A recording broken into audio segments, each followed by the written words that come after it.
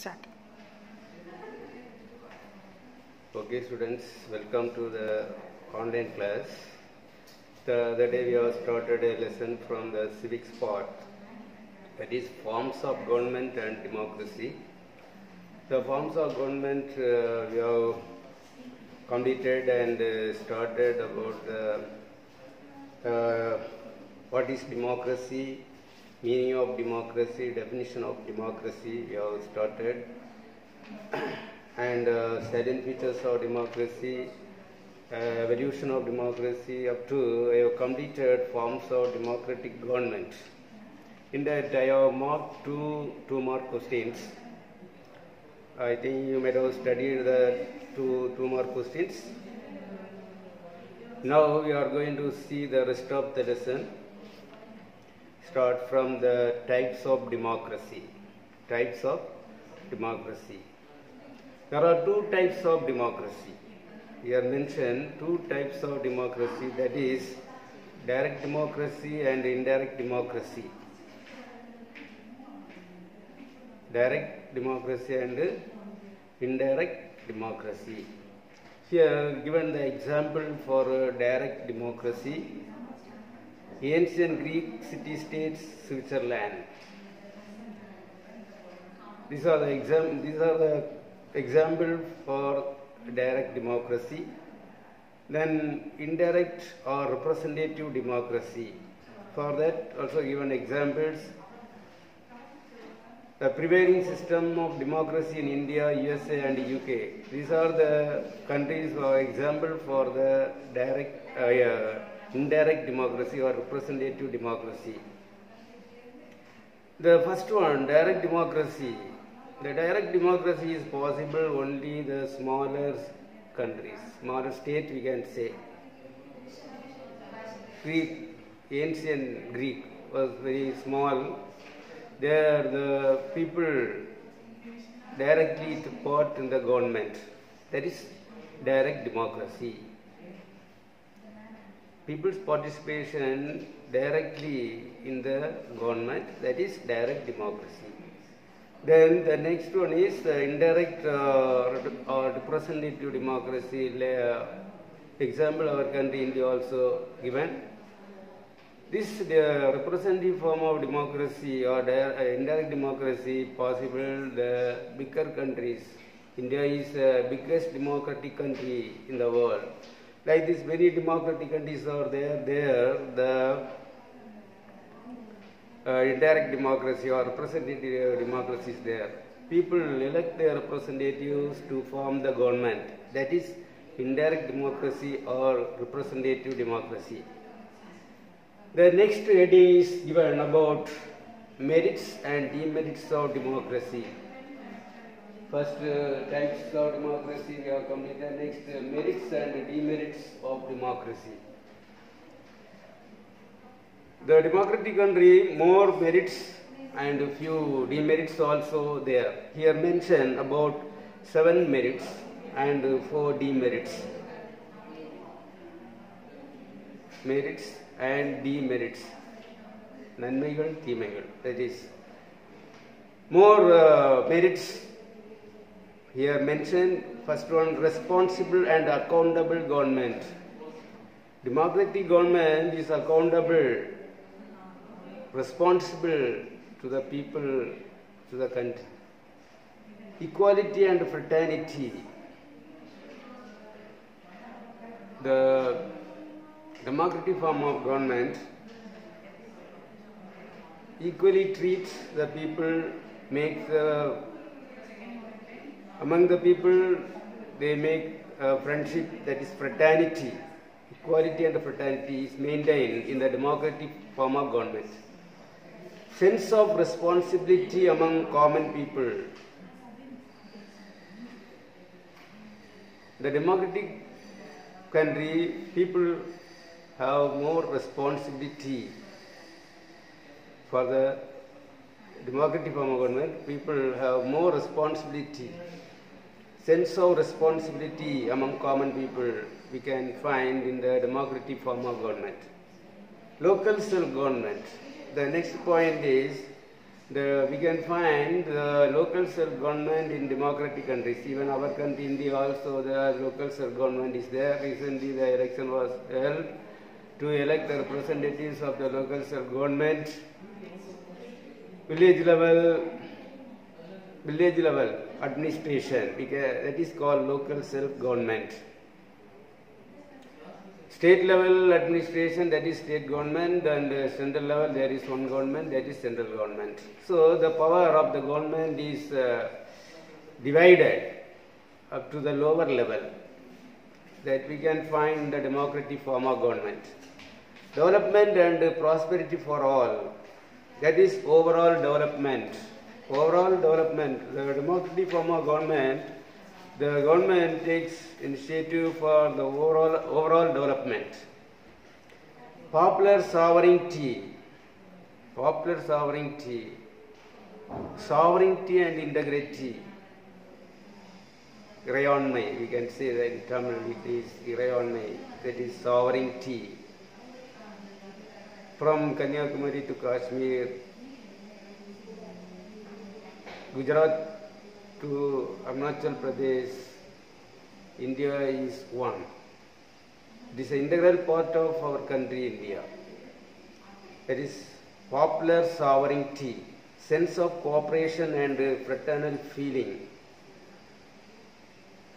That is living together. We are all Indians, citizens of India. That feeling, that is fraternal feeling we have. We have to develop that fraternity feeling, the fraternal feeling. We are all Indian sense. We have to develop that sense. We are all Indian citizens of India. That is sense of cooperation and fraternal feeling. So all these points are merits, then demerits. Some demerits also mentioned here.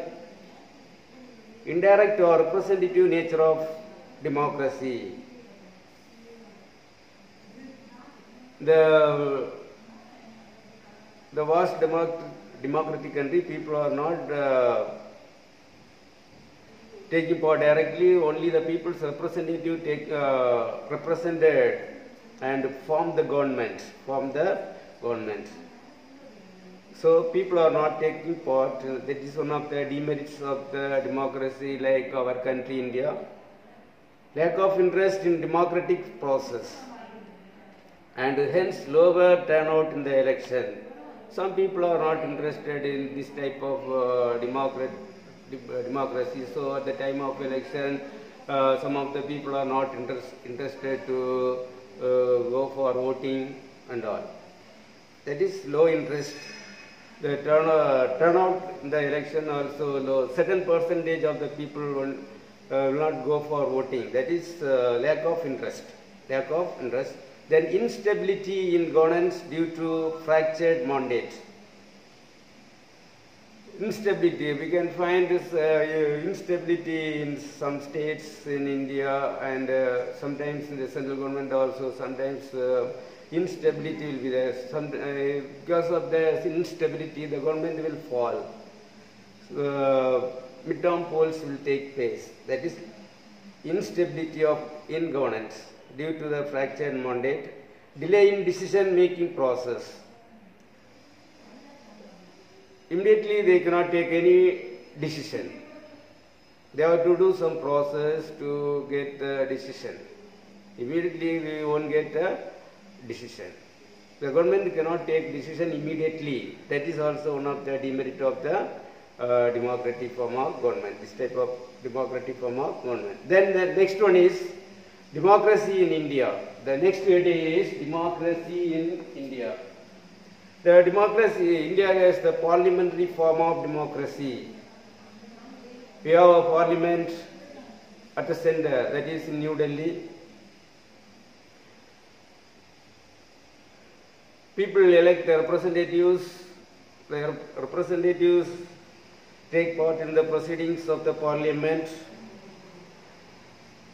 Our parliament has two houses, that is Lok Sabha and Rajya Sabha. Lok Sabha is the upper house, Lok Sabha is the lower house, Rajya Sabha is the upper house. Lok Sabha members are elected by the people. The Lok Sabha people representatives represented in the Lok Sabha. Rajya Sabha or upper house, the members are not directly elected by the people. They are nominated members. They are elected by the elected members of the state legislative assembly. State legislative assembly members elect the members of the Rajya Sabha. Our country, India works with the 5 basic principles: sovereign, socialist, secular, democratic, republic. These are all the 5 basic principles of democracy in India.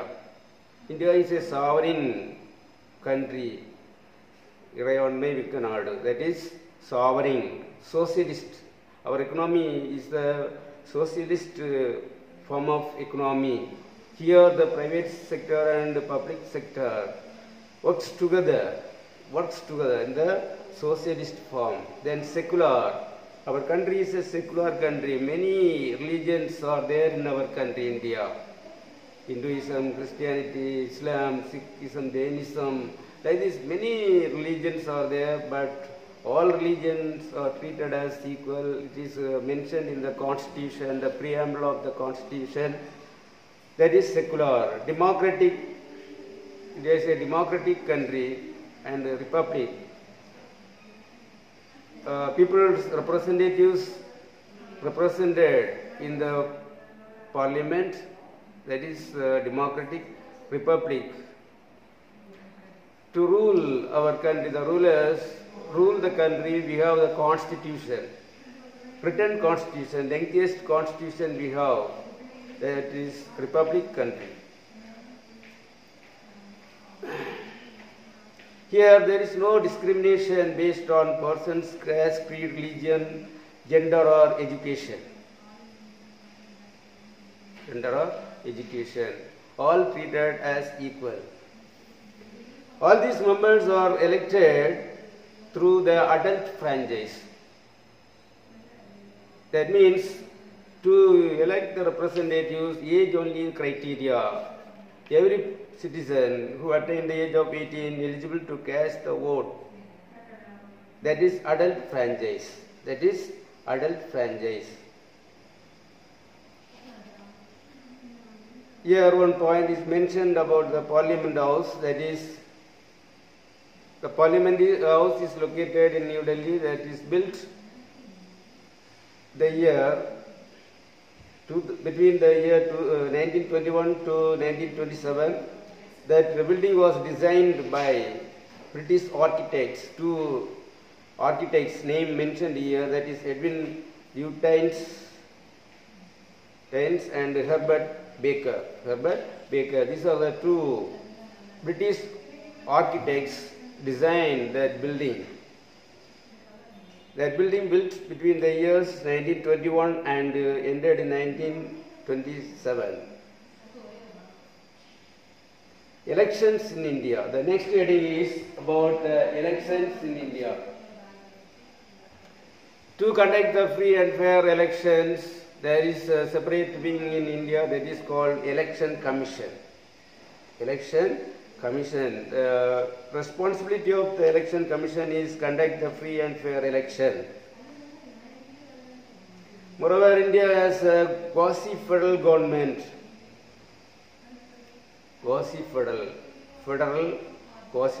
India is not federal or a non-federal. It is a quasi-federal. Quasi-federal means arai-hurai kootachi. That is quasi-federal. Representatives are represented from all the 29 states in the parliament. From all the 29 states, the representatives are represented in the parliament, that is Lok Sabha, in the Lok Sabha. At the national level, the President of India appoints the Prime Minister. In the election, which party gets majority, that party leader will be appointed as a Prime Minister by the President of India. Prime Minister is appointed by the President of India.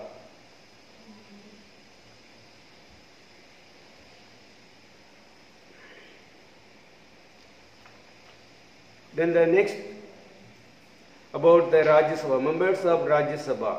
Rajya Sabha is the upper house of the parliament, elected by the electoral college. Elected by the electoral college. Electoral college. That means elected members of the legislative assembly members. These members, the Rajya Sabha members are nominated. Indirectly elected, and 12 members are nominated by the President of India. 12 members are nominated by the President of India. Rest of the members are indirectly elected members to the Rajya Sabha. That is from the State Legislative Assembly. Elected members of the State Legislative Assembly elect their representatives to the Rajya Sabha. The elected, that is called the Electoral College. That is Electoral College consisting of elected members of the legislative assemblies of the states and union territories. States and union territories elected members elect the members of the Rajya Sabha. That is called Electoral College. Then the next study is about first elections in democratic India. First election after the independence. First general election was held in the year 1951. Between 25th October 1951 and 21st February 1952, that was the first general election held after the independence. The first general election throughout India held. That first general election, Indian National Congress, now we say Congress, those days it was called Indian National Congress. That party won majority seats in India. That party leader, Jawaharlal Nehru, became the first Prime Minister of India. Even first election held during the period of British, that is in the year 1920, members are elected, legislative council and provincial councils, provinces. They were having the provinces. For the provinces, members are elected, mainly 3 provinces, Delhi, Kolkata, not Delhi, Madras, Bombay and Calcutta. These are the 3 main provinces. That election was held first time in the year 1920. They had councils. For the councils, members are elected. That is first general election were held in British India. Then the major challenges to the Indian democracy. The next study is the major challenges to the Indian democracy. India is a democratic country, vast democratic country in the world. Still, our democratic country facing some challenges. You can say savalgal, some challenges. Our country, India, is facing some challenges. That is illiteracy, poverty, gender discrimination, regionalism, casteism, corruption, criminalization, political violence. About 8 points given. Illiteracy means a person who doesn't know to read and write. Still, some of the states, the condition is existing. Poverty, people not able to get the basic needs, food, shelter and clothing. That condition also prevailing still in our country, India. Gender discrimination, male, female, inferiority, domination of male. That condition existing still our democratic country. Regionalism between the states, there is disputes. There are disputes between the state, regionalism, casteism, communalism and religious fundamentalism. Casteism, casteism, many abolished, but still existing some of the places in India. Corruption, one of the important challenge to our country, India, corruption. Then the next one is criminalization of politics. Among the politicians, no unity. Then political violence. Political violence. Political leaders are massacred. That is the political violence. These are all some of the challenges mentioned here in our democratic country. The next one is conditions for the success of democracy in India. That the last point, conditions for the success of democracy in what we can do for the success of our democracy. Empowerment of the poor and illiterates to enjoy the goodness of democracy. We have to encourage the poor and illiterates to enjoy the goodness of democracy. Then, willingness among the elected people not to misuse the powerful. People who are in the power, they should not misuse the power. They try to help the others, poor people, downtrodden people. They have to work effectively for the betterment of the society. That is the willingness among the elected people not to misuse their power. Then eradication, the eradication of social evils and dangers from which democracy suffers. Eradication of social evils. From ancient period, many social evils existed. The reformers eradicated the social evils. Still, some of the evils are existing that must be tried to abolish, eradicate from this society. An impartial and efficient press to form public opinion. Impartiality. The press people should not see the partiality. That also helpful for the success of democracy. Presence of strong public opinion. Feeling of tolerance and communal harmony. Toleration. Political toleration, religious toleration, toleration in every field. Tolerate the other people. Then awareness among the people of the fundamental rights that are entitled to enjoy. Awareness among the people of fundamental rights. Many people did not know the rights which is mentioned in the Constitution. Even the fundamental rights, 6 fundamental rights mentioned in the Constitution, that is more helpful for the people to enjoy. But they did not have that awareness about that fundamental rights mentioned in the Constitution. They must have that awareness, conscious check, vigilance on the working of the elected representatives. People must check the work of the elected representatives. They have to work for the betterment of the constituencies, the people of the particular constituency. They have to watch. Powerful and responsible opposition. To oppose the policies of the government, we must have the powerful and responsible opposition, the government.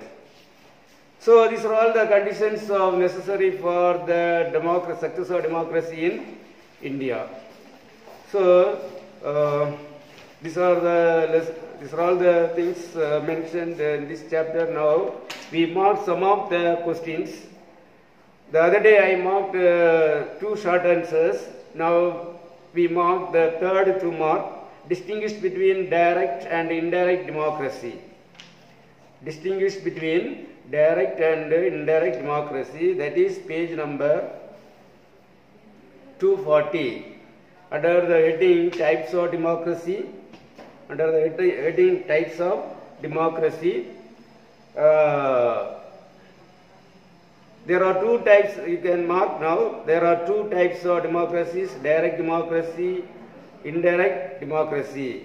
The example also given under the heading democracy heading. Example is given that to be marked.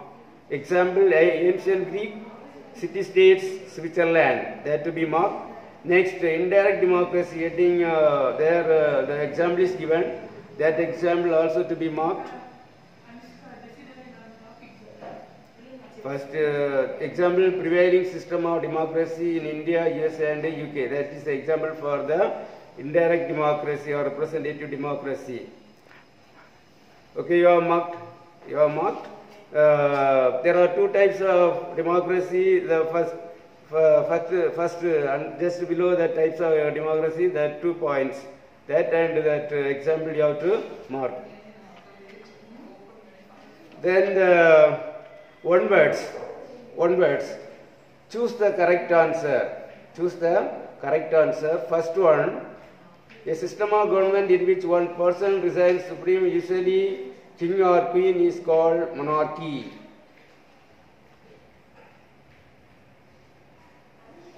Second one: system of government with absolute power, autocracy. You mark autocracy. First one you mark monarchy, B.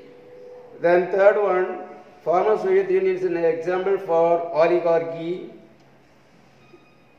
Oligarchy you mark. Fourth one: select the odd one, USA. USA you have to mark.